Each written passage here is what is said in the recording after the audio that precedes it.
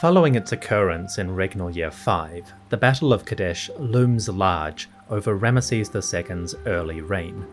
The art and hieroglyphs that tell that story appear on many of his temples, and they're an important part of his public persona and communication. I have told my version of this tale, but I'm just one storyteller. It is good to get additional perspectives. My guest today is Professor Peter Brand of the University of Memphis in Tennessee, USA. Peter has joined us several times on the show to discuss the early rulers of Dynasty 19, in particular Ramesses II, subject of his new book, Egypt's Ultimate Pharaoh.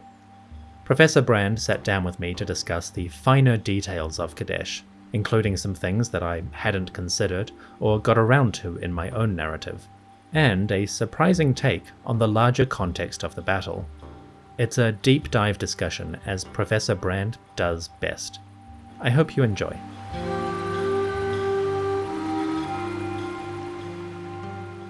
Okay, so Professor Brand, welcome back for the second part of our conversation on the Battle of Kadesh and all its drama and grandeur in the historical record. So for those who are just joining us, we've already established the strategic context of this particular town, its place in the Syrian and Levantine geopolitical context, why the Egyptians and the Hittites seem to be consistently squabbling over it, and where the strategic situation sits around the time that Ramesses II comes to power. So if you'd like to hear more about that, that is in part one of the conversation. So Professor Brand, let's jump right into it. In year 4 of his reign, Ramesses leads his first campaign, not the Kadesh one, but his preliminary effort, if you will. And he goes north into the Levant and up along the Syrian coastline, as it were. So bearing in mind what we've already discussed and established in terms of the strategic context of the two empires and the border states, in your understanding, what is the purpose of this first campaign of victory? What is Ramesses trying to achieve here? Well, it's one of those bit of a conundrum, because the only reason we know that that it was the first campaign really is because in the Kadesh text we are told explicitly that the Kadesh campaign is the second campaign of victory. Therefore, these events of what happened in year 4, because Kadesh happens in year 5, must be the first campaign of victory. But it's mostly known from a series of stelae, of these rock-cut inscriptions that Ramesses left in various places, especially in Lebanon. What seems to have happened is that he led his troops up along the coast, the coastal highway, through Canaan up into Lebanon. And how far north he got is not entirely clear. The best preserved inscriptions are those that are found at a place called Nahar el Kelb, the Dog River, the central part of Lebanon. I'm blanking here, but I think it's near the area of Byblos. At any rate, whether he got much further north, it's possible he went up into the area around Amru, into Syria proper.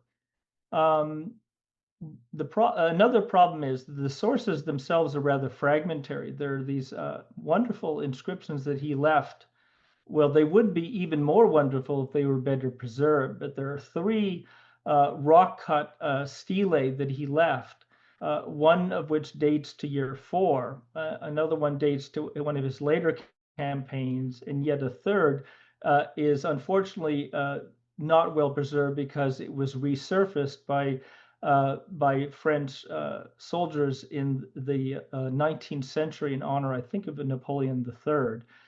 Although it may not have been a loss, because all 3 of these stelae were carved into rather soft limestone on the coast, and they were all so badly eroded that the only thing you could really recover was the name of the king and the year dates that tell us. And the one of them that's dated to year 4 pretty much tells us only that it's a stele of Ramesses II, and that it's dated to year 4. But any content, historical content of this stele is so badly eroded that we really don't know anything else. So we know that in year 4, he had this campaign that he led his troops up through the coast of Lebanon. But exactly what he was doing there or why he was doing it, we're left only to speculate. And I think if we compare it to the first year campaign of Seti I, we'll get a better idea of what Ramses was up to. And although if you look at Seti, and I think we may have talked about this in an earlier podcast, it was often seen as a kind of giant reconquest of the empire that Akhenaten had supposedly lost. In fact, Seti's first campaign was something of a giant military tour, what I like to call chariot diplomacy.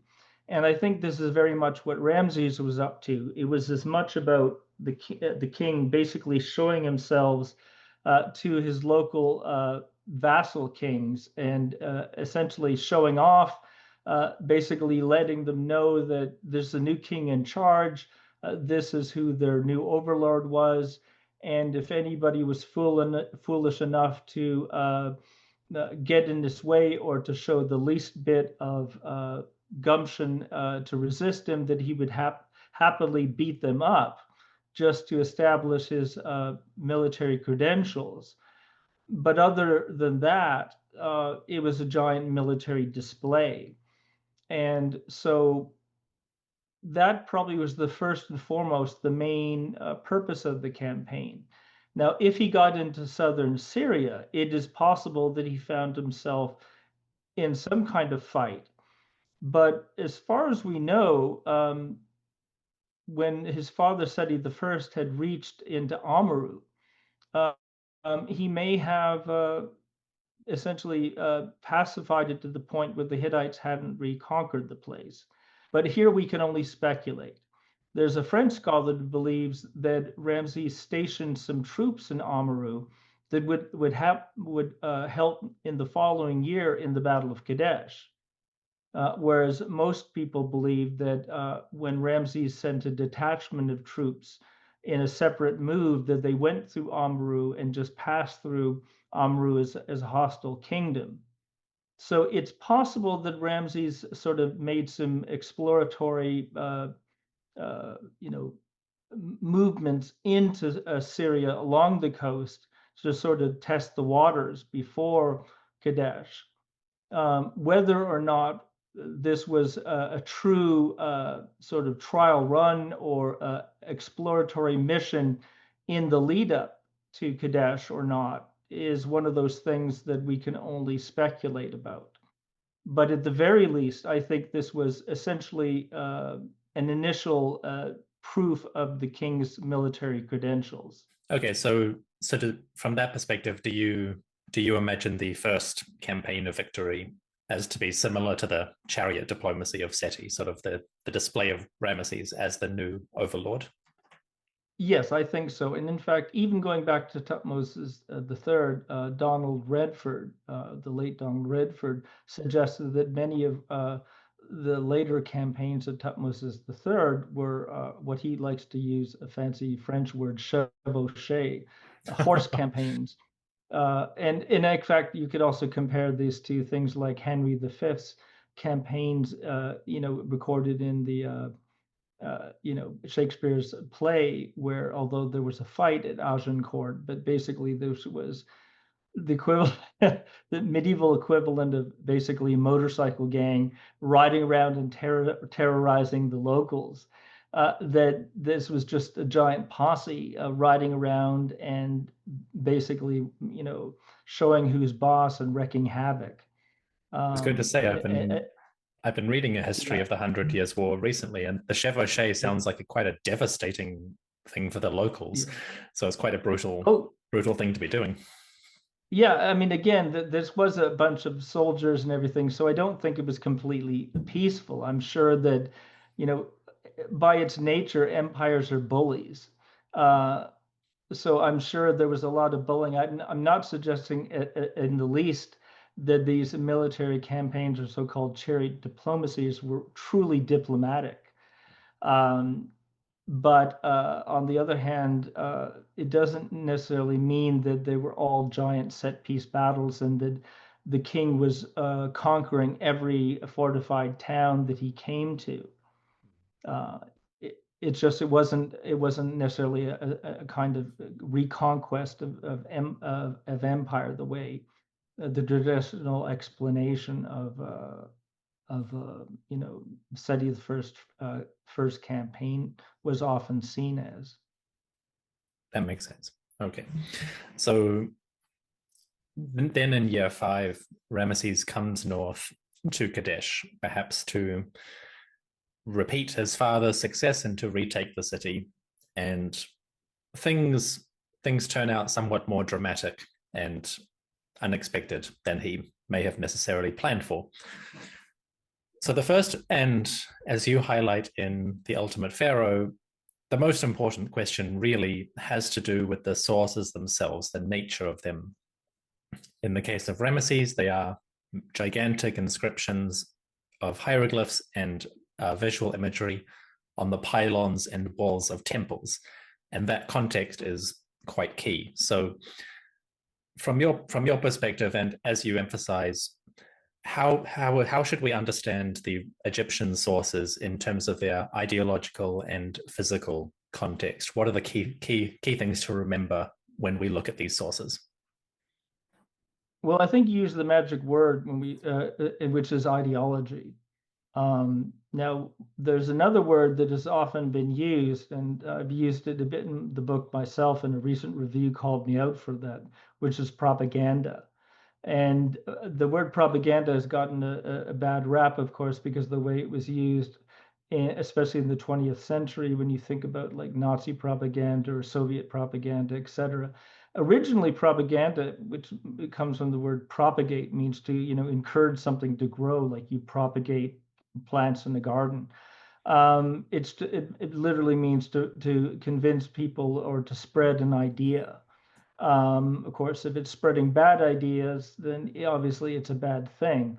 But ideology here, in this case, means that it reflects the Egyptian worldview, or the view, in this case, of how the Egyptians understood kingship, how they understood the way a king was supposed to act, the way a king was supposed to be viewed, the powers of the king, that literally the supernatural powers of the king, displaying the pharaoh's might and power and his accomplishments, living up to the traditions of Egyptian kingship according to the official doctrine, the official ideology, dogma, however you want to describe it, of Egyptian kingship, within the traditional mold of how pharaohs are described and depicted, in this case, in battle and military sources.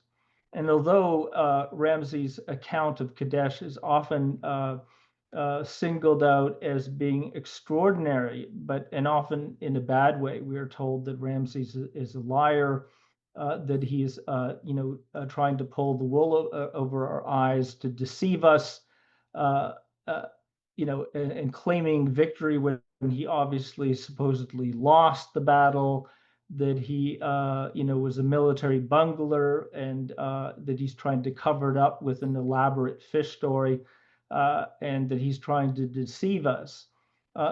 We have to remember, on the one hand, that everything that seemed to go wrong at Kadesh, we only know about it because he told us about it. He's washing his dirty laundry in public. But also that some of the most extraordinary claims that seem to that are the most unbelievable things that he's telling us, like he defeated the enemy single-handedly, are ones that, in fact, not only do all other Egyptian kings claim. Tutmosis III, Amenhotep II, Seti I, all of these kings claim, and if you look at, say, Seti's battle scenes, or other ones like Tutankhamun's painted casket, or Tutmosis IV's beautiful chariot decoration, all of them show the king single-handedly defeating his enemy. So the idea that Ramses II claims to have defeated his enemies single-handedly, this is nothing new. So to single him out for abuse in that sense, he's actually only conforming to traditional royal ideology. So yet again, ideology There's nothing new here in that sense. It's part of the traditional ideological mold. And in fact, this ideology of the king as a lone warrior fighting millions and defeating them single-handedly is in fact common throughout the whole ancient Near East, because Assyrian kings, Hittite kings, Babylonian kings also are told, we are told, defeat their enemies single-handedly. So there are a series of ideological themes and tropes and motifs that are shot through the Kadesh narrative that are also found in other battle accounts. So in that one sense, ideology is at the heart of the Kadesh narrative. We also have to remember that the whole point of this narrative, whether it's the text or the imagery, is to celebrate the king, to proclaim this ideology of Egyptian kingship, to glorify Ramses II. These are not historical records. They did not create these elaborate scenes and detailed texts to tell people 3,300 years later what happened on the plains in front of the city of Kadesh on the banks of the Orontes River. They were not trying to inform remote posterity, us, about what happened on that fateful day. So to take these as quote unquote historical records is completely wrong-headed. This is the only record we have to try to figure out what actually happened. But if we try to use them as historical records and then feel that we've been cheated because we are deceived, because Ramses, quote unquote, is lying to us, or because he's left out critical information or given us a one-sided account, well, that's not because he's trying to distort the record or because we've been cheated, is because we're looking for the wrong things in the source. This is not a historical document. This is an ideological document. It just so happens that it contains some interesting historical information. And we have to penetrate what I call the ideological filter. The filter filters out a lot of historical information that we would like. And the filter is essentially ideological. But also, the ideology is useful in itself. It tells us a lot about Egyptian civilization. It tells us about their worldview, about their conceptions of kingship. So it isn't merely an obstacle to figuring out what really happened. It informs us a lot about the nature of Egyptian civilization and their worldview. So it isn't just a bunch of mumbo jumbo that we have to clear away so we can figure out what really happened from a historical point of view. It's worthy of study in itself, but we ignore the ideological filter to our own detriment if we want to try to figure out. And if we can understand all these ideological tropes and understand when we are being given ideology versus what is actually believable, then we can also better understand what we should believe is real and what is just part of the ideological tropes, to better understand what is real and what is ideology.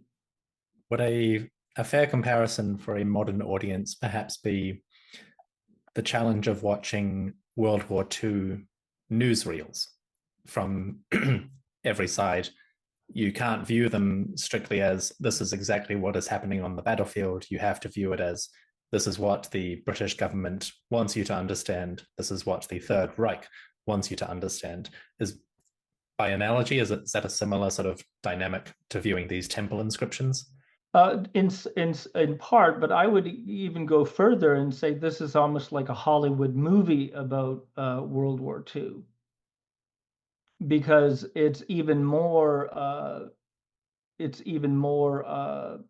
artfully created. Because even if you have a newsreel that is trying to spin the facts, to present a point of view, if you have a movie about the attack on Pearl Harbor, about the Battle of the Bulge or whatever, it's based on true events, as it were, but it is entirely fictional, or it's made to to glorify something or to tell a story. And so I think yes, but the bottom line is yes to your question, but even more so. So I what you're think. actually saying is that Ramesses II in the Battle of Kadesh is Rambo, where he Yeah, goes back and wins Vietnam single-handedly. yeah, that's a good analogy. I think so. Yeah.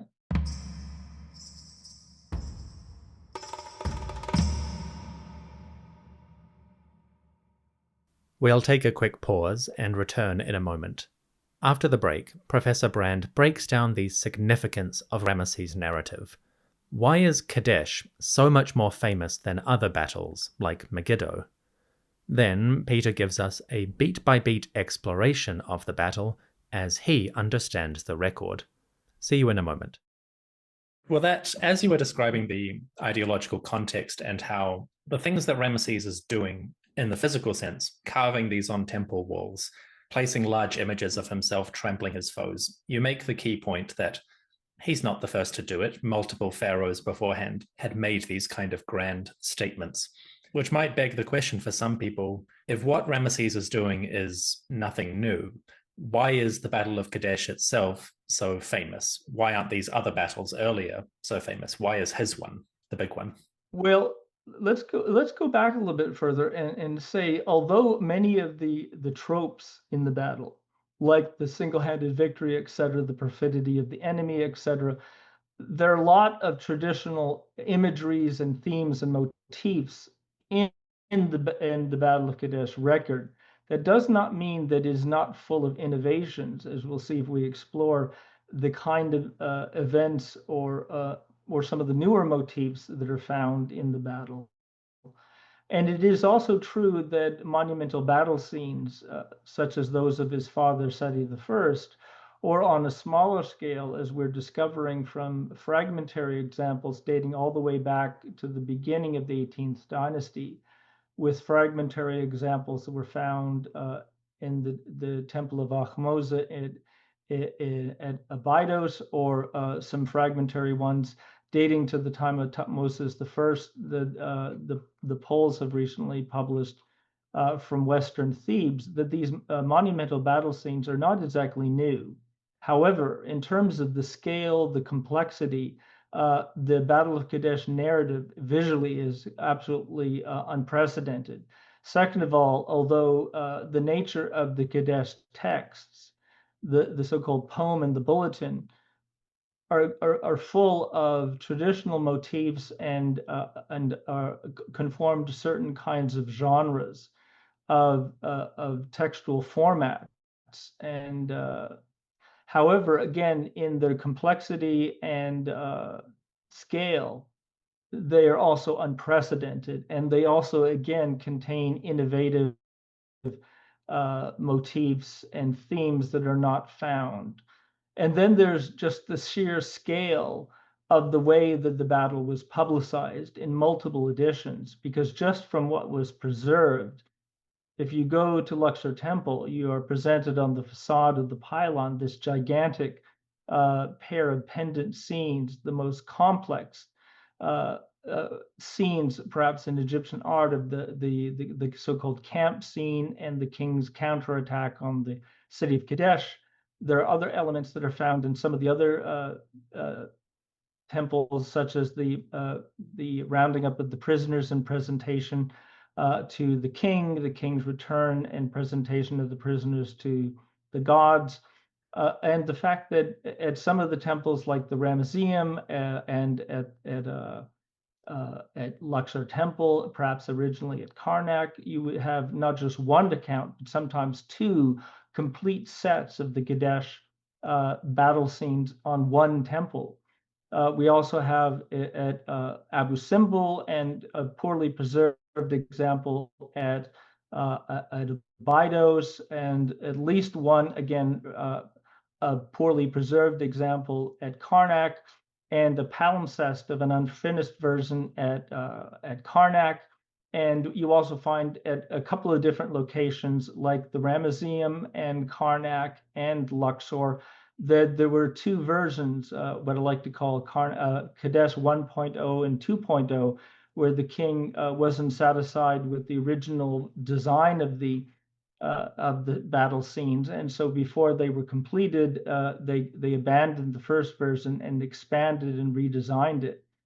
And there must have been other editions of the battle scene in other temples that are not preserved. When you look at how many there are from Thebes and Nubia and Abydos, well, other centers that are not preserved, like Coptos, Heliopolis, Memphis, Ramesses, other locations in the Delta that had large temples, surely these must have had editions of the Battle of Kadesh, of which nothing remains. One can imagine the Temple of Ptah in Memphis that might have had two, or Heliopolis, and surely the city of Ramesses might have had multiple versions. Were there murals painted on the plaster walls of Ramses' palace, or palaces, I should say?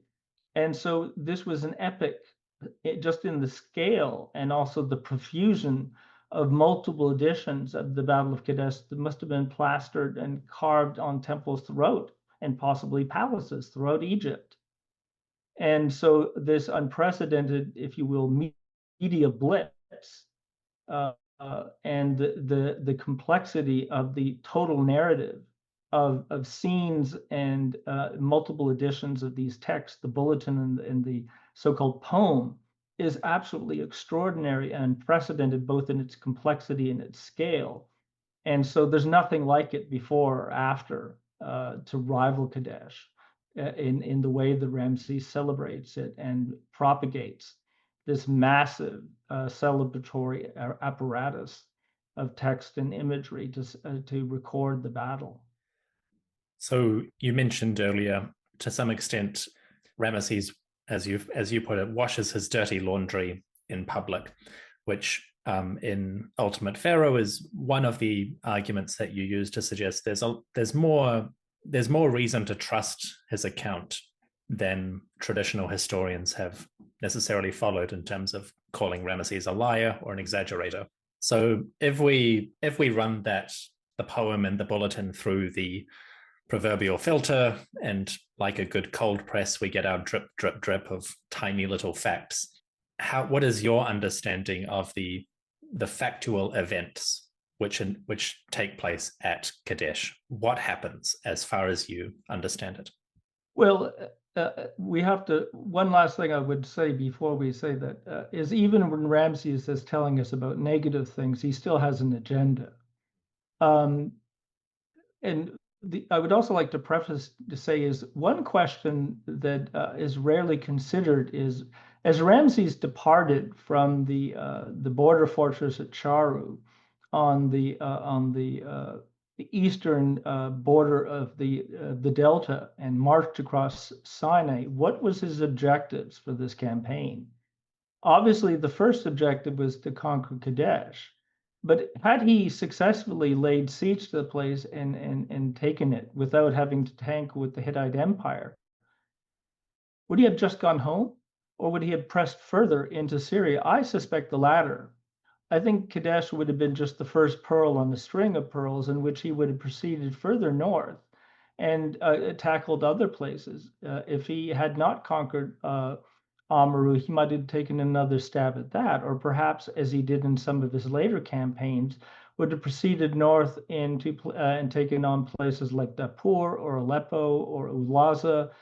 And so that's another question: is what would have happened after Kadesh if the battle had been more successful, or if he had conquered Kadesh and then ran into the Hittites somewhere else in Syria, what would have happened then if there had been an inevitable clash against the Hittites, just not on the plain in front of Kadesh?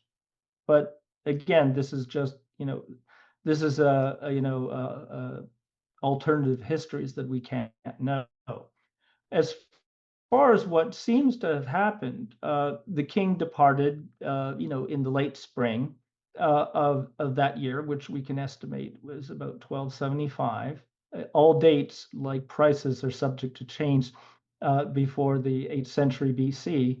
As one of my professors used to say, There's various dates for the accession of Ramesses. I just latch on to 1279 as much as a life preserver as with any kind of certainty. I'm But in the using fifth year of his 1292 on the reign, podcast, but it's by the by.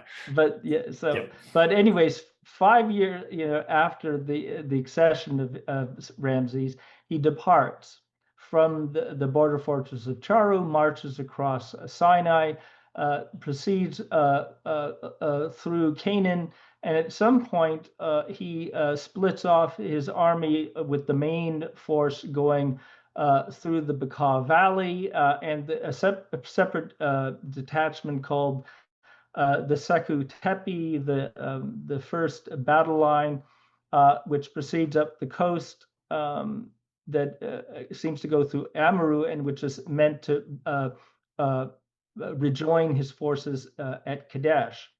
The four divisions of the army, what are called Mesha, literally marchers, are named after the four great gods of the empire: Amun, Re, Ptah, and Seth. A Mesha, which again literally means marchers, has multiple meanings. Collectively, the Mesha can mean the whole army, or individual Mesha, if you want to think of them sort of like a corps or a legion or a division, can represent a legion or a division of troops, like the Mesha of Amun is the division of Amun, as opposed to the Mesha of Re, which is the division of Re. And there are four of these Mesha of these four gods, and we can call the division of Re, the division of Amun, the division of Ptah and Seth. But the Mesha can also be used to distinguish infantrymen from the Nethetri, the cherry tree. So you can talk about the Mesha and the Nethetri, the infantry and the chariotry. So this group of Mesha has these different meanings. So these four divisions, the main divisions, proceed up through the Nile, through the Bekaa Valley in the center of Lebanon, while this separate division, which is called the Seku Tepe, the first battle line, sort of an elite force, goes separately up the coast of Lebanon. Presumably, they're meant to meet up at Kadesh, as they actually do, with the battle, the elite force going through Amaru. At the crucial day, about a month later, the main divisions are in the vicinity of the end of the valley, the Bekaa Valley, and the division of Amun is camped on a ridge, which is said to be the ridge south of Kadesh. And as dawn breaks on this final day of the march, the division of Amun proceeds north into the lowlands where Kadesh is located along the Orontes River. The Orontes actually flows into and peters out into the Bekaa Valley. But as I say, they are then proceeding up along the eastern banks of the Orontes. They get towards a small town named Shatuna after they cross the fords, and there they intercept these two Bedouin who tell them that the king of the Hittites with his forces are far away at a place called Aleppo, further to the north, which is about a 10-day march. And so Ramesses is quite convinced that he's stolen the march on the Hittites and that he can finish out today's march and camp in front of the walls of Kadesh and wait for the rest of his army, which is spread out by necessity along the route, because they couldn't all just march in one giant blob in unison. By physical necessity, these armies have to be strung out so that even when he's arriving at Kadesh with the division of Amun, the division of Ptah and Seth are straggling along still in the Bekaa Valley. So in particular, the division of Seth can't even get to anywhere near Kadesh when the fighting takes place. and even the division of Ptah is just barely getting to where Ramses' camp was, where the division of Amun was encamped. So the only two divisions that are really involved in the battle that day are the division of Amun, which is camped in front of the city, and the division of Ptah, which is just marching towards the place where the first division is encamped.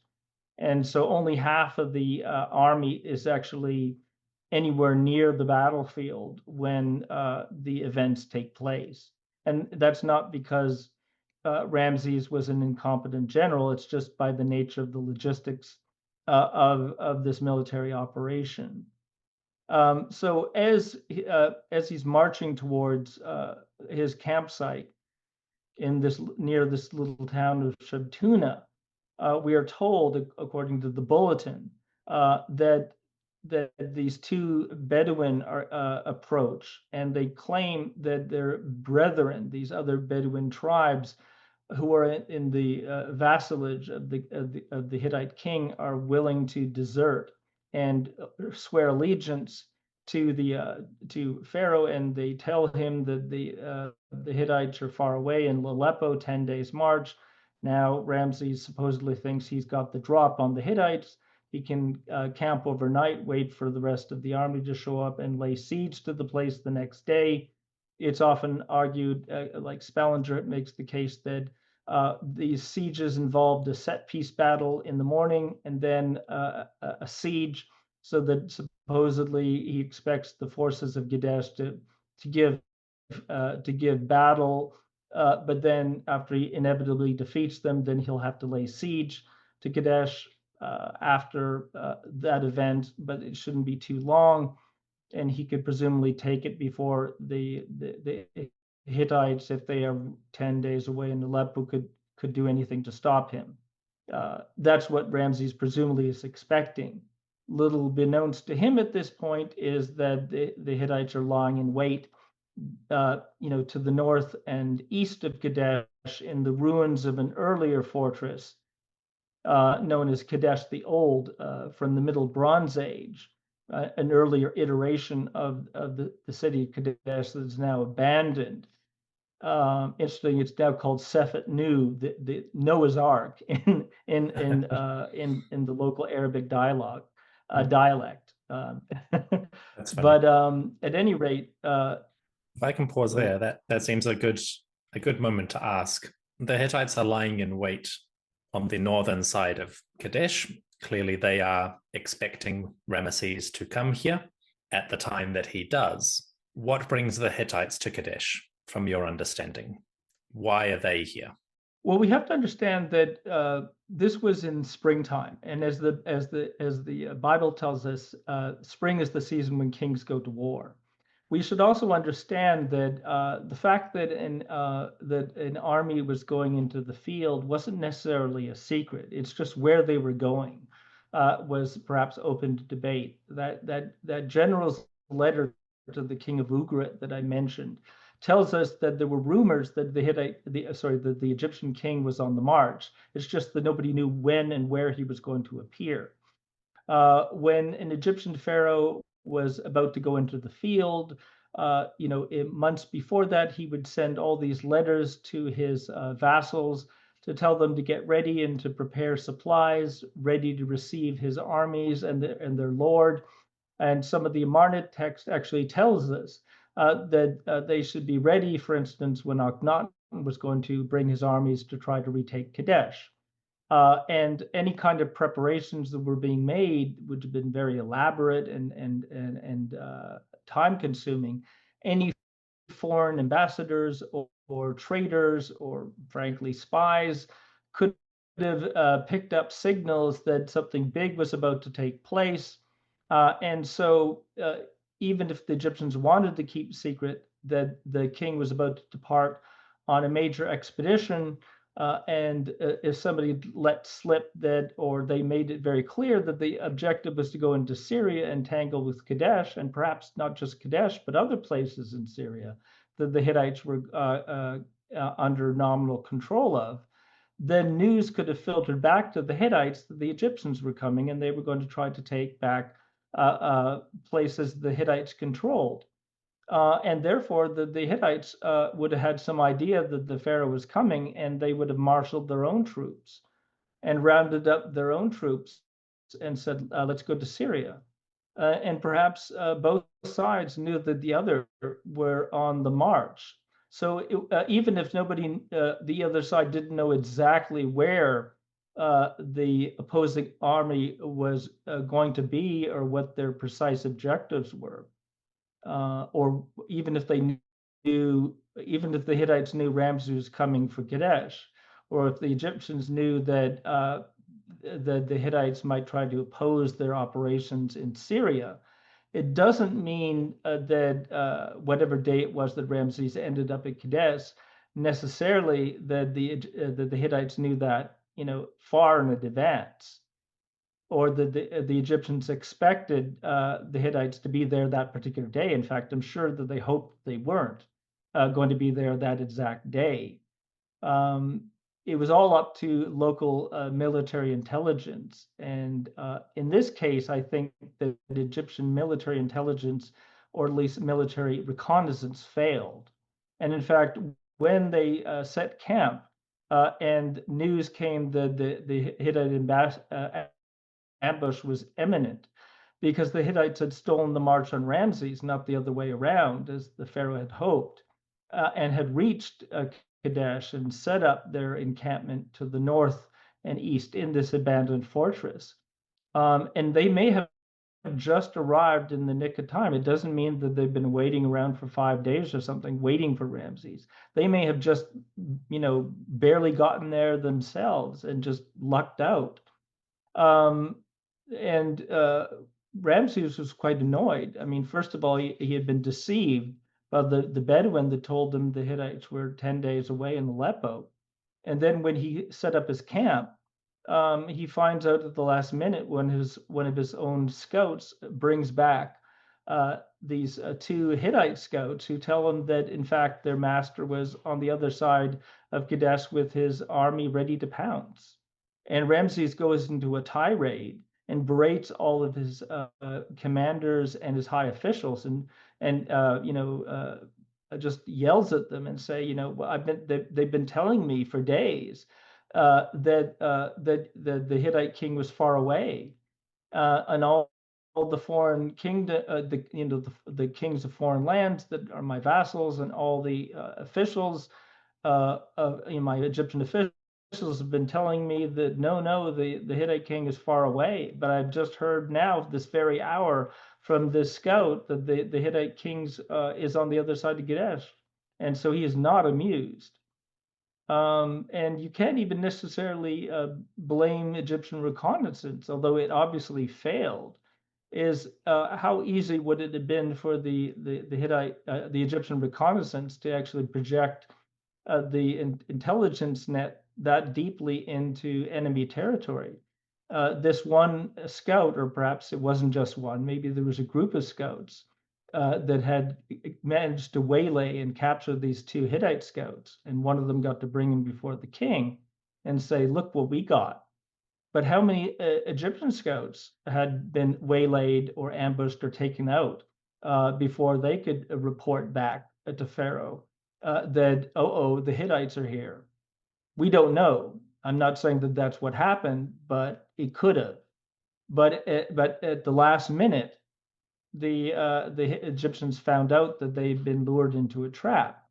But for some time, one suspects, at least during that day, and perhaps even for days, the Hittites had been able to monitor the approach of Ramses. And therefore, they had been able to maneuver into place, or maybe they just lucked out. And at the very last minute, they got to Kadesh and were set up just before Ramses himself got there. So as the Pharaoh is receiving the news that the Hittites are actually camped north of the city, the Hittite attack is already starting to unfold. To your understanding, what are the key takeaways from the battle and from the Egyptian perspective in terms of, what goes wrong for them, and also what goes right as far as we can tell from the sources? Well, I think the big thing, of course, is the intelligence failure, the fact that they didn't know that the Hittites were there. But that isn't necessarily so uncommon. There are all kinds of cases in the annals of military history, ancient and modern, when two armies could get very close to each other without knowing that they were there, or that one army could ambush another completely unbeknownst to them. Um, One of the things I think is also an important takeaway is that we shouldn't necessarily blame Ramesses for being foolish or incompetent or naive or reckless. For instance, the text claims that he hurried ahead of the army of Amun, that he sort of rushed forward with just his followers, and that found himself isolated on the battlefield. When again, some of this is if you will, sort of performative art. The king must be seen to be leading his troops, but the idea that he rushed ahead and left his own division of Amun in the dust and therefore got isolated really doesn't jive with what the battle text actually said, because uh, he didn't get isolated alone in the battlefield right then. He actually led the army, and then they settled down, they set up the camp, and then the battle happened. So, and also there's a bit of an exaggeration to say that he hurried ahead of the army. He was just perhaps leading it, but it doesn't mean that, he left the rest of the army in the dust.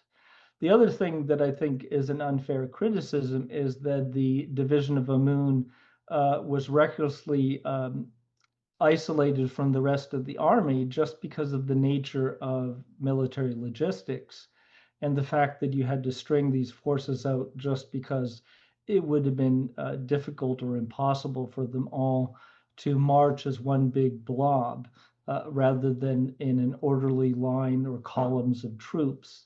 So logistics and geography dictated the arrangement of his forces.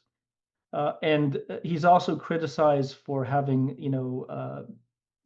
settled down and prepared for a battle without waiting for the rest of his army, and perhaps not being more cautious in his approach to the city, without knowing that the Hittites were about to ambush him, and his intelligence had been telling him for days that the Hittites were far away, and then these two Bedouin had seemed to confirm what intelligence had been telling him, that the Hittites were not close to the city.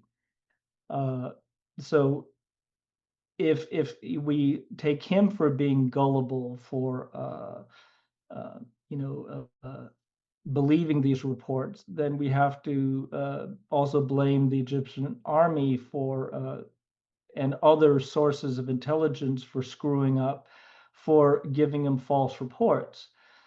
So based on the intelligence that he had, finishing out the day's march and setting camp in front of the walls of Kadesh and waiting for the rest of the army to catch up and preparing for a siege the next morning, and with all reports telling him that the Hittites were nowhere near Kadesh, although this was obviously wrong given the actual situation.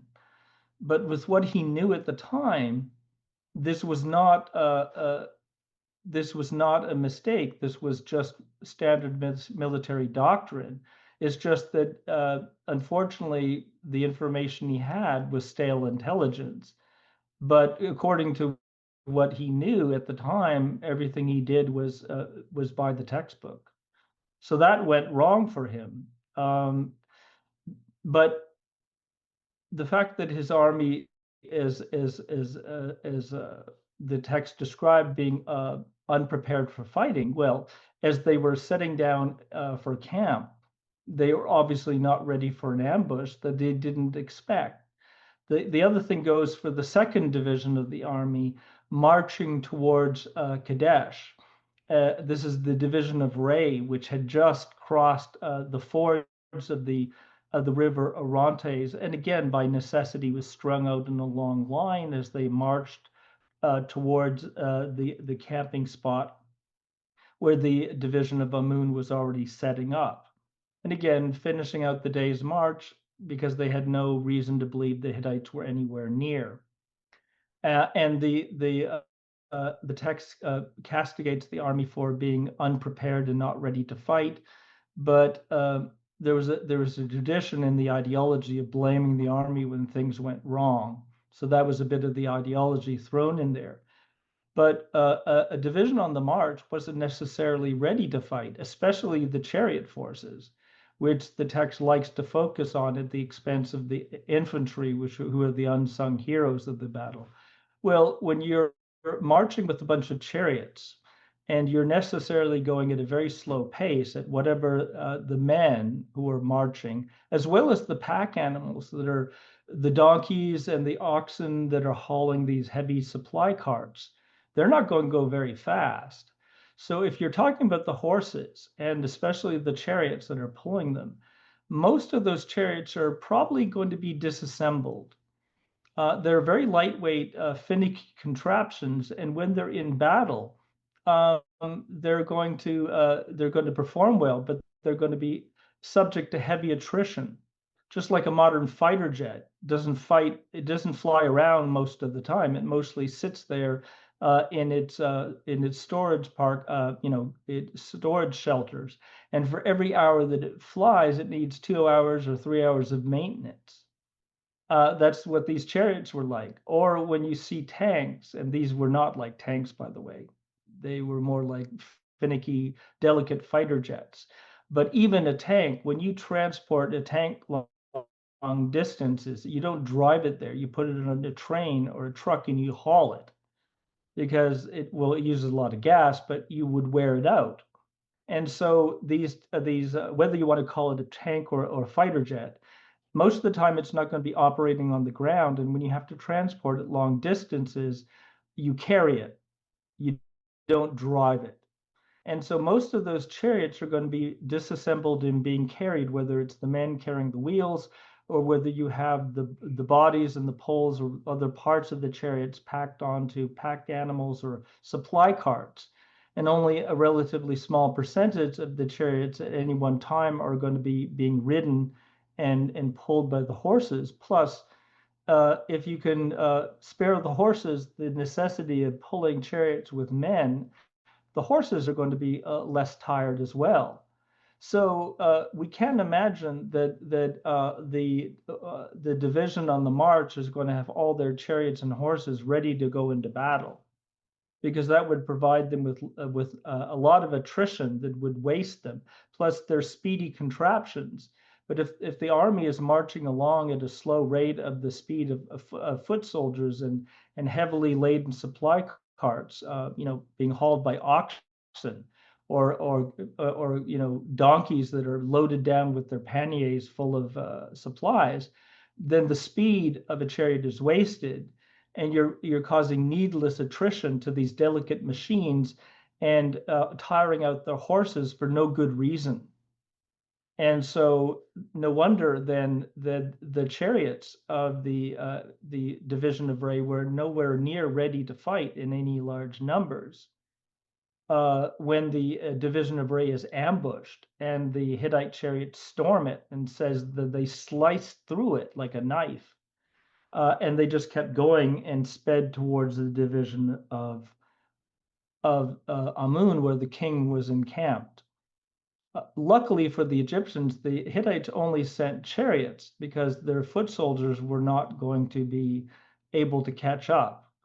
Luckily, too, for the division of Ray, is although they got caught in the middle and sliced through, they were not destroyed, because the Hittites had to get to the division of Ray because their objective was to decapitate Ramesses' regime by taking the king out himself, by killing or capturing if they really got lucky, and therefore completely demoralizing the army and decapitating his regime, which would have caused the Egyptian forces to fall apart. The idea that they were going to sit there and just shred the division of Ray to pieces, or to destroy the entire the Egyptian army with all its troops, foot soldiers as well as chariots, with a band of only Hittite chariots was completely unrealistic. So that is what went wrong for the Egyptians. What went right for the Egyptians and what went wrong for the Hittites was the fact that the Hittites only used chariots because that's all they could use. They couldn't send all their infantrymen; they were too slow. They also had the benefit that all those speeding Hittite chariots had to go a fair piece before they caught up with the Egyptian division of Ammon that was set up as a camp. And it was a bit like one of those old Western movies where all the settlers were in their wagons, set up in a circle, and all the Indians were riding around in a circle around them on their horses. We are told how the Hittites are divided up into 4 squadrons encircling the camp. Eventually, Ramesses and some of the operable Egyptian chariots break out. But most of the division of Amun, including all of its foot soldiers, would have been encamped in one space and fighting against the Hittite chariots. Well, the Hittite chariots are sort of running in giant circles around the enemy camp. If they tried to break into the camp, which apparently some of them did, the mobility of their chariots is drastically reduced, plus all the clutter of the camp and the chaos of the camp would have been more harmful to the Hittite chariots because obstacles on the battlefield were dangerous to the horses, which could trip them up. Even their fellow comrades and other chariots could be dangerous in collisions. These chariots were lightweight, and if you had any kind of crash or obstacle on the battlefield, it could easily take out a chariot without anything hitting the soldier or the horse in the way of a kind of projectile, like an arrow or a spear, or I mean, a javelin, I should say, without any weapon deliberately hitting the chariot, horse, or its driver. Just simple objects that could trip up the horse or wreck the wheels and cause the chariot to crash was just as dangerous as enemy missile fire. And so chariot battles were a lot more complex and a lot more risky, even without people hurling weapons at each other. The other problem the Hittites had, which was a disadvantage they had and worked to the Egyptians' advantage, is after running for so long, all the way around from the battle, on their battle run from south of Kadesh, I think, after crossing the river and then arcing around towards Ramses' camp to the north and west, is pretty soon the Hittite horses are going to get tired. They're hauling 3-man crews, whereas the Egyptian chariots are hauling 2-man crews. They've had to travel for a long time, whereas the Egyptian chariots that break out of the camp are right in the vicinity of where they started. So at some point, very quickly, the Hittite horses are going to tire, even as they approach their main objective. And that's going to be a huge disadvantage for the Hittites. So at one point, things are going to start to turn against the Hittites, even if they catch the Egyptians, as it were, with their pants down. The Hittites themselves are going to run into the limits in what their horses and men can do. The horses are getting tired. The men themselves may get tired. The maneuverability and speed of their chariots are going to be challenged by the fact that the enemy is largely stationary. All of those Egyptian soldiers are stationary in their camp. All the Egyptian infantrymen who are armed with bows can now take shots from the safety of their camp at the Hittite horses and charioteers as they speed by, and woe betide any Hittite chariot that's really foolish to break into the Egyptian camp, because they're going to quickly get overwhelmed, or their horses are going to trip over any obstacles within the camp, and the soldiers are going to get mobbed. So although the scene shows Hittite chariots breaking into the camp, from my view, that would have been a bit of a suicide mission. although it's a very different tactic, I'm reminded of that beautiful moment in Oliver Stone's film Alexander, where he does the Gaugamela fight. And as the Persian chariots sort of run out of steam in the Macedonian phalanx, the Macedonian troops just swarm them and sort of start pulling them off their carts and things and hacking them down. That's sort of how I imagine it without the organization on the part of the infantry. Well, that's the problem with the battle record is it says very little to nothing about the infantrymen. They're depicted in the scenes, but it's all about chariotry.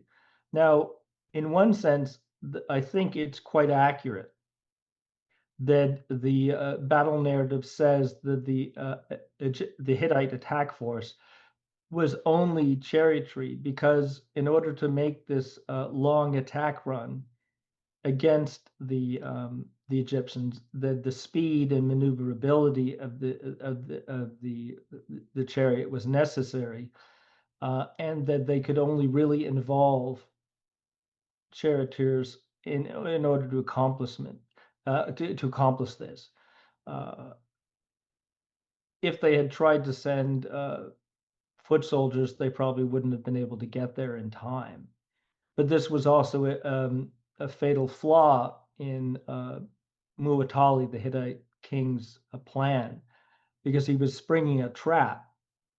And if the Egyptian, especially Ramesses, could avoid the trap, once the trap was sprung, you couldn't reset it. You only had one shot at this. And once the Hittite chariots tired out, once they had shot all their arrows and hadn't gotten Ramesses, then the game was up. They would run out of steam and it would be the end of it. And unfortunately for the Hittites, that's exactly what happened.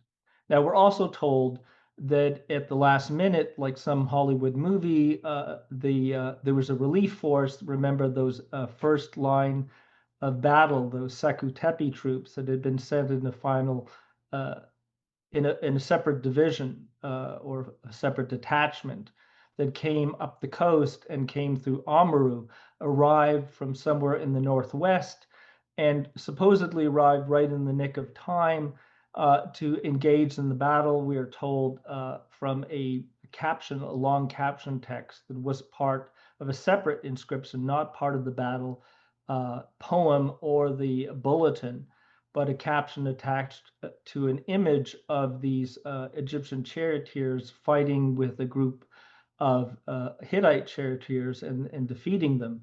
That these group of soldiers who are called the Naharin, the young men, and seem to be the same as the first battle line of the army that are mentioned, uh, earlier in this other part of the text that had been set separately. Well, they come in and are said to destroy the Hittite opponents.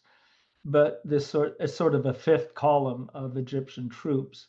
Now, whether they were crucial in turning the tide of the battle or basically just assisting the inevitable defeat of the Hittite attack is unclear. But at some point, the tide of battle turns against the Hittites, and it seems that the Hittites are pushed back. Now, one thing that the Hittite king had foreseen is that his initial wave of chariots might not be up to the task, and like a prudent military commander, he had a relief force. Supposedly, he had sent 2,500 chariots in the first attack wave. The number, like all these numbers in the text, are inflated and too round, but how big the actual force was is unknowable and is widely debated. The second attack force, which includes some of his top allies and even some of his own brothers, even his personal secretary, some of them being named in the Egyptian records, are sent in with 1,000 chariots to assist. And they too are unable to turn the tide back in the favor of the Hittites.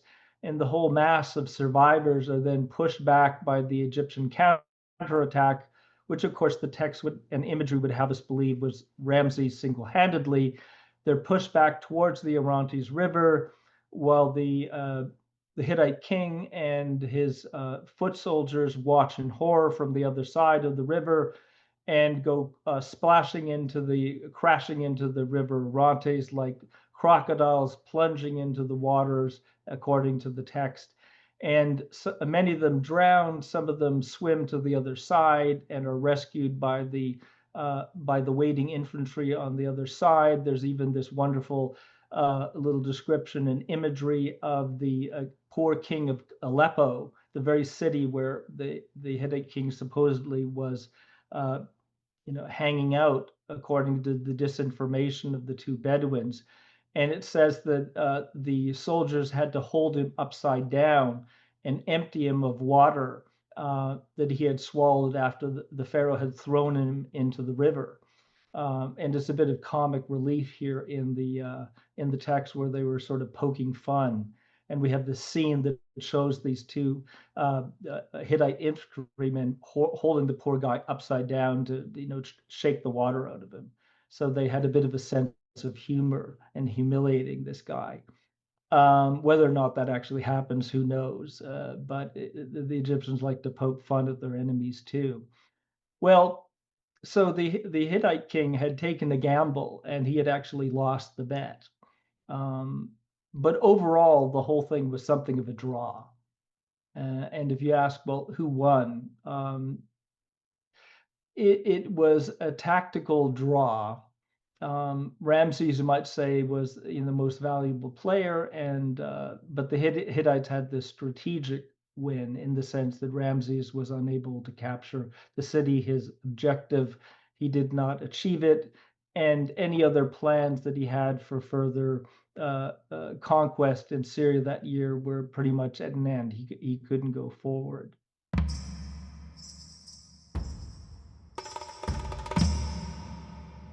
We'll take another quick pause and return in just a few moments. After the break, we explore the long-lasting impact of this conflict. Peter has quite a radical take on this, his words, and it's a fun coda to the battle itself. This next section will include spoilers for the narrative to come, so if you prefer to skip that, this is a good point to step off. Otherwise, see you in a moment. So that brings me to the final question, really, to wrap it up, to bring it all together in the grand historical understanding. What is the long-term strategic outcome of Kadesh for the Egyptians and the Hittites? What does it change from how things existed before, or what does not change? Well, historians will tell you that this was some kind of epic battle or showdown that had long, far-reaching effects. That Ramses' armies were completely shredded, that as a result of this, in later years, the entire Egyptian empire went up in flames, that in follow-on campaigns that he fought in the 8th and 10th year of his reign, that he supposedly, just like Seti had to reconquer the empire after Akhenaten's supposed neglect, that in his 8th and 10th year, Ramses sort of had to put down, universal rebellion among his Canaanite and Lebanese vassals because they had smelled blood in the water after the Kadesh, and that had all risen up in simultaneous rebellion against him, etc., etc. When the final peace treaty came in year 21, it's sometimes described as the quote unquote Kadesh Treaty. But I'd like to propose something that is radically different in terms of the long term implications of the Battle of Kadesh, at least from a strategic or military point of view. And that is that it was a giant nothing burger. That the battle, yeah, that in terms of his strategic implications militarily, that the lasting effects of the Battle of Kadesh were nil. That is one heck of a phrase to use for it. I know that's extraordinary. Yeah, because and hear me out. Sure. Because uh, neither side's armies were destroyed. They gave each other a bloody nose.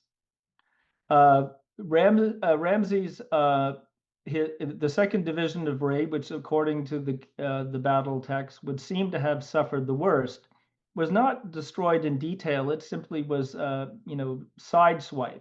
But again, they couldn't have sat there and destroyed it in detail because they had to get on to the camp of Amun to take out Ramses.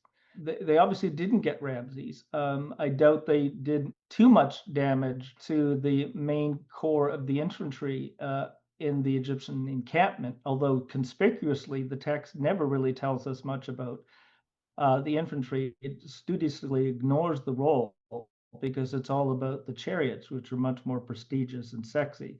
We don't know how many troop losses the Hittites actually suffered, although we hear of some high-ranking casualties, but we don't, unlike so many other Egyptian battle records, we have no idea about how many troops the Hittite lost. And of course, we do know that their infantry was unscathed because they didn't participate. Two whole divisions of Ramses' army, the division of Ptah and Seth, half of his army didn't even engage in battle. So the overall casualties, even in the worst case scenario, involving only half of Ramses' army and only involving at maximum, even if you believe the numbers, only a portion of the 3,500 supposed chariots of the Hittites and their allies that were supposedly engaged, only a fraction of them were actually casualties. So this was far from a crushing defeat for Ramses, nor was it essentially a dangerous bloodletting for the Hittites either. No matter who won or lost, neither side was crippled. This was not a. The Egyptian troops were not slaughtered. Neither was this a Pyrrhic victory for the Hittites. And in fact, a few years later, in year 8, and then again in year 10, Ramses is back in the field, not just in Galilee and Canaan, but probing deeper into Syria north of Kadesh and taking places like Dapur, Ulaza, and Tunit. He never tangles with Kadesh again. Maybe he got spooked, but he is going further and deeper into Hittite territory. And of course, he's unable to hold on to the places he captured, but the Hittites are not able to prevent him from going even further north into Hittite-controlled Syria than he went when he went after Kadesh. And there he's successful in taking these places. So from that perspective, Kadesh is not a significant military victory for the Hittites, nor is it a significant strategic loss for the Egyptians, because it doesn't stop anything that happens later, nor does it compel either side to seek out the peace treaty. And so there are other cases in military history where catastrophic battles occur or where you have major victories for one side or major losses for the other side that do not actually have lasting consequences. And I think that Kadesh is one of them. Very good. Okay, so that brings us to the sort of the conclusion of the battlefield event itself and the short-term or larger-term strategic consequences. But as you note in Ultimate Pharaoh and previously in this discussion, there is the very large component, as far as Ramesses tells it, of his personal involvement in the fight and his own valor and victory. What is your understanding of that part of the tale and how we should understand it?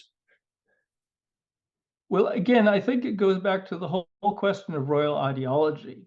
And as much as people have been skeptical, a lot of scholars that are skeptical of Ramses' account of the battle, and some would go so far as to call him a liar, or so many things that he exaggerates in the battle. Ironically, one of the things that they would give him credit for is his personal bravery in fighting off the enemy.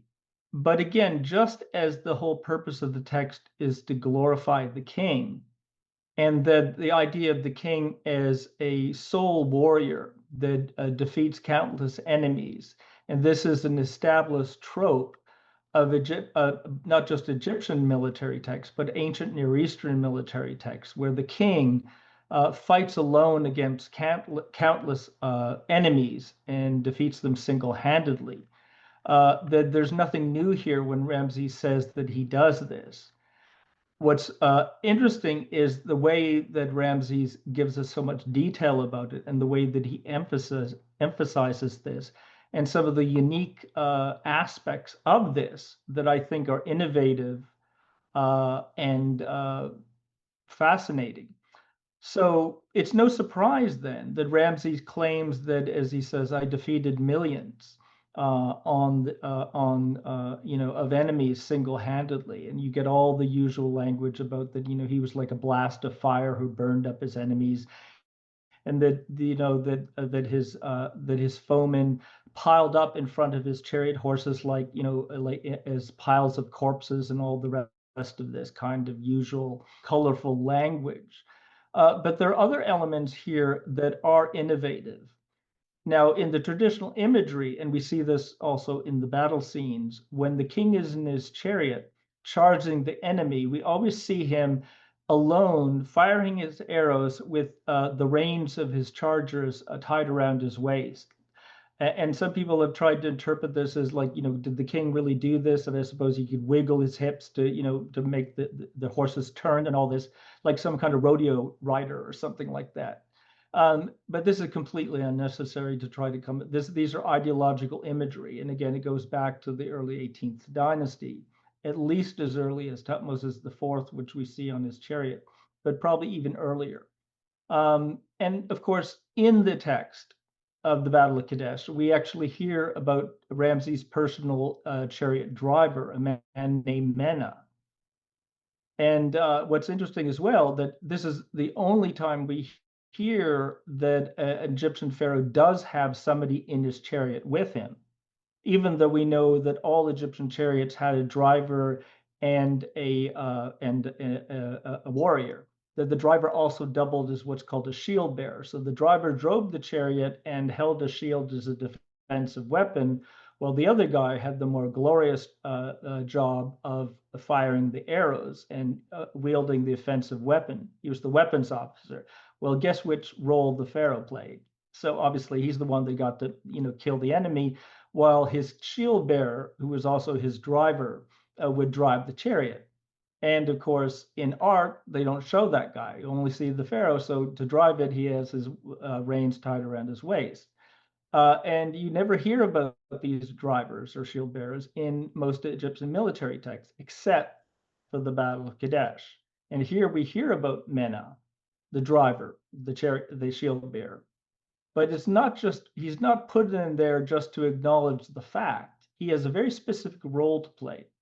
And it's a kind of double role, because on one hand, he's there to complain that the army has deserted Ramses, because one of the key themes in the Battle of Kadesh is not just that Ramses fights alone, but the reason he fights alone is because the army has deserted him. They've left him in the lurch. And this is another kind of ideological trope where the army deserts the pharaoh, or the army fails to do its duty. And we see this under Tutmosis the third at the Battle of Megiddo. We hear about it in Tutankhamun's restoration inscription, that the army is unable to make conquests abroad. And here in more detail, we hear about the army deserting the pharaoh in the heat of battle. So on the one hand, Mena is the witness to how the army is failing to do its duty.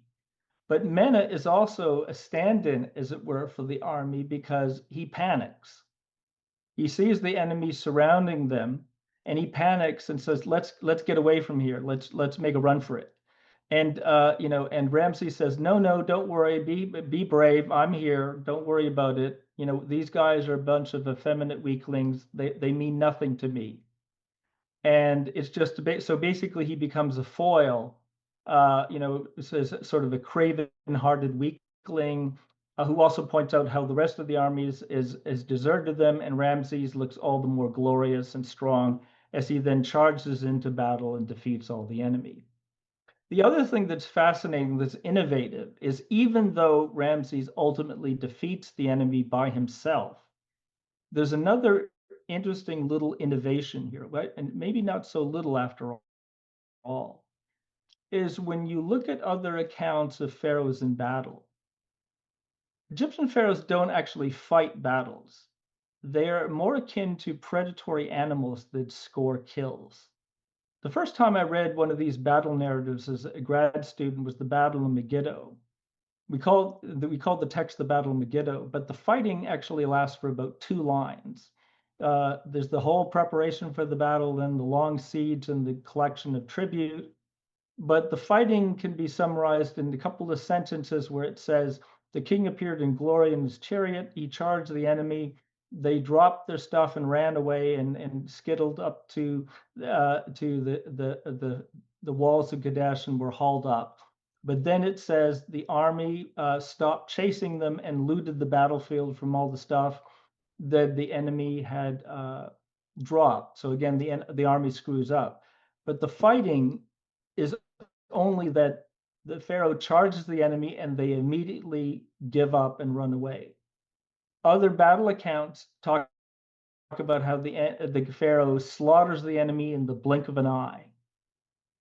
And they compare him to predatory animals like bulls, not bulls, but like lions and panthers, swooping falcons, other dangerous animals who a lion doesn't fight a gazelle. It pounces and ambushes and kills and slaughters these weaker animals. So the king is like the top predator. He scores kills. He ambushes the enemy. It's all over in a second. It's not a fair fight. It's not even a fight. He just makes kills. But at the Battle of Kadesh, Ramses fights a battle, and in order for it to be a real battle, he has to have this moment of jeopardy. And that's what's also interesting, because in the heat of battle, there's this moment where he's surrounded by the enemy and there's a moment of doubt. And what he does, according to the poem, he's surrounded by enemies and he calls out to the god Amun. And he says, "What's up, my father Amun? What is going on here? I'm surrounded by enemies. What will they say if anything happens to me?" And then he proceeds to give a long list of all the things that he's done for the god, all the offerings he's given, all the temples he's built, how he's listened to everything that the god has ever told him. Not only is he sort of pleading for help, but he's actually reproaching Amun, saying, "Look at all of the things I've done. I've always told you, done everything you told me to do. I've always given all these things to you, and now you're leaving me in the lurch." So it's a pious harangue, reproaching the god as much as pleading with the god to help him. And the Amun comes and says, the king's voice echoed in Thebes, and Amun came to him and says, "I'm with you. My hand is in your hand, and you go forward and you will succeed." Of course, the god then rescues him and in all that. And people have emphasized this personal piety of the king. And of course, he wins. It's traditional battle narrative. But what I think is fascinating here is because of this moment of jeopardy, that Ramses experienced what has been identified as the hero's journey. Because he faces this moment of doubt, this moment of jeopardy and adversity, but overcome it, he, in some sense, has become a hero. This has never happened to any other pharaoh. It's happened to other figures in earlier history. It happened to an Egyptian character like Sinuhe. It happened to the Sumerian figure of Gilgamesh. It happens to all the Greek heroes, Achilles and Hercules and all the rest of them. But pharaohs never face adversity. They never have this moment of doubt, or they're never in danger. And especially in battle, victory is instantaneous. It is not a true battle. They score kills. The outcome is never in doubt, even for a split second. Now here, it doesn't last very long, and it's not really that much of a hero's journey. Ramses still, gets off pretty easy, but it's still radically new here. And it's another kind of ideological twist or innovation here that makes the Battle of Kadesh narrative unique and also innovative. And then it's another way that Ramesses is presenting himself in a new way, sort of inventing ideological narratives that were not there before, but also showing that this is not about reality or sort of historical, uh, historical fact, as much as it is about ideological dogma of kingship. Doesn't mean that there's a lot of good historical information here, but the ultimate purpose of these accounts is to celebrate, the dogma of kingship. That brings us to the end of the core discussion. Now, it is time to wrap things up with some light-hearted questions. Fascinating. That is a point that we'll have to come back to in the future when we get a chance to review Ramesses' later wars, and of course the treaty that he signs 16 years after the actual battle. But it is time to bring this particular battle to a close as the two armies withdraw from the field. So, Professor Brand, thank you very much for taking us on this epic breakdown of the battle itself, especially from the point of view of the sources and the caveats or the issues we have to deal with when examining and filtering them. To wrap it up very briefly, just with some more lighter-hearted material, what are you currently working on right now? What can we look forward to from you in the near future? Well, I'm just starting my next book project, which is on the way that the pharaohs used gold, um, not as a financial instrument, but as a political instrument. It's going to be called something along the lines of power tool, how gold enhanced pharaohs' authority, influence, and prestige. And the central argument is that the pharaohs monopolized the acquisition and production of gold and gold objects, and the distributed it among key sort of interest groups. They rewarded high officials and loyal soldiers with what they called the gold of honor and the gold of valor as a way of buying loyalty. Of course, they gave elaborate gifts to the gods in the form of all the cult equipment, and sometimes even used gold architecturally, like plating obelisks and doorways, etc., with gold and electrum. One thinks of Hatshepsut's obelisks where the whole upper half of the shafts were plated with electrum, or the gilded barge of Amun. And they also used gold in diplomacy, which I'm just starting to write about now, in the like we see in the Amarna letters. And of course, how they use gold to decorate themselves. The ultimate example, of course, being the case of Tutankhamun. And then finally, looking at the fatal attraction of gold, looking at the tomb robberies at the end of the New Kingdom, and the way that the gold of the pharaohs is one of the things that fascinates us today. And I must admit, one of the things that got me into Egyptology, along with Ramses II, was the fascination with Tutankhamun and his gold.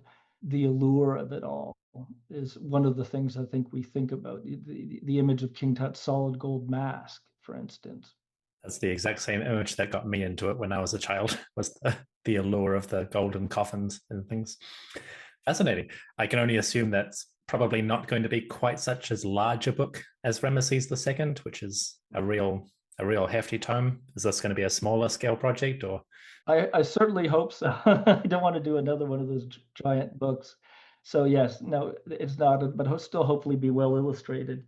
Also, it's more of a bit more scholarly, but I've just finished an article that looks more in detail about the ideology of military sources in the Ramesside period, Seti and Ramses, but also Merneptah and Ramses III. So I'm hoping that will come out in a book that Dr. Spallinger is editing on war in ancient Egypt. But any of my articles in some of my books, my older books, I have available on my academia.edu site.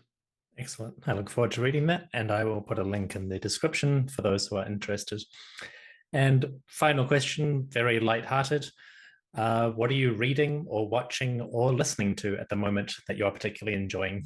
Well, I just got back from Egypt, and I've been excited to play actually a computer game. This is one of these role-playing games that actually has a historical component. It's called Kingdom Come Deliverance 2, which is set in early 15th century Bohemia and has a lot of historically accurate details, but it's also a lot of fun. So after finishing my field season in Egypt, and it's just going to be a way to sort of relax and be a bit of bubble gum for the mind, as one of my professors used to say. That's so essential. I've been meaning to play that myself. I've heard wonderful things about the writing, the humor, and also the authenticity of the representation. So there you go. Professor Brand is a fan of Kingdom Come Deliverance 2, and I know at least a few people in the podcast audience who will enjoy hearing that. The other thing I like to read is historical mystery novels. I don't like modern mystery novels. I got into Sherlock Holmes when I was a kid, but one of my favorite ones, I can't read stuff about fiction about ancient Egypt because I'm just too critical of it. But I've been rereading a wonderful series of mystery novels set in the final days of the Roman Republic, um, by this guy named Maddox, and they're about this member of this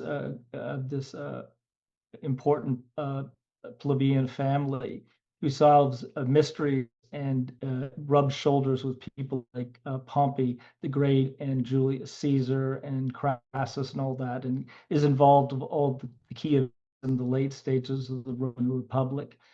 There's these kind of ancient Roman uh, mystery novels. I'm sure if I were as a classicist, I'd be appalled. But fortunately, I don't know as much about that enough to be discussed about the historical inaccuracies of that. But so it's one of my other guilty pleasures. Yeah, That's John Maddox Roberts. Is that who it is? that's the one. Yes, that's Okay, its claim. I've brought Yeah. him up. There was an author I read on the same tangent named Stephen Saylor. Have you heard of him? Oh yes, I've read his. Yeah, Yeah. they're a bit more serious, but they're good. And then the other one I've read, I really like her work, is Lindsay Davis and the Falco novels. They're much more lighthearted. They're set in the time of Vespasian. They're sort of like comic mystery novels. Oh, that sounds fun. I'll have to look those up. Lindsay Davis. Okay. Oh, yep. There we go. Excellent. Well, there you go, folks. Professor Brand is a fan of Kingdom Come Deliverance 2 and the Roman mystery novels of John Maddox Roberts and others. So go forth and enjoy. Excellent. Well, thank you so much, Peter. Once again, I've kept you here for an epic amount of time. So please go forth and enjoy the rest of your day. And very soon we will have you back to discuss many, many more aspects of Ramesses' reign. And I'm sure everyone will enjoy hearing about it. So thank you very much, and do have a lovely end to your day. Thank you. I'm going to 15th Bohemia just any moment now. Excellent. That'll be great fun. Have a lovely time. My thanks to Professor Brand for taking the time, once again, to speak with us in such detail. If you are interested to learn more about Ramesses II, Peter's book, Egypt's Ultimate Pharaoh, is available now through all good retailers. Professor Brand will return in the future for more conversations. I'm editing those as we speak, and I think you're going to enjoy them. Additionally, if you are interested in the hero's journey element of the story that Peter touched on earlier, I'll soon have an interview about that with Dr. Colleen Darnell, who published a book about hero literature in New Kingdom Egypt. We'll explore that trope through different stories, including Kadesh, to give additional perspectives on the ancient ideals. Keep an eye out for that interview if you are interested. As always, thank you for listening. May Amun speak encouragement in your ear and drive you to greater feats of glory. Take care. I'll see you soon.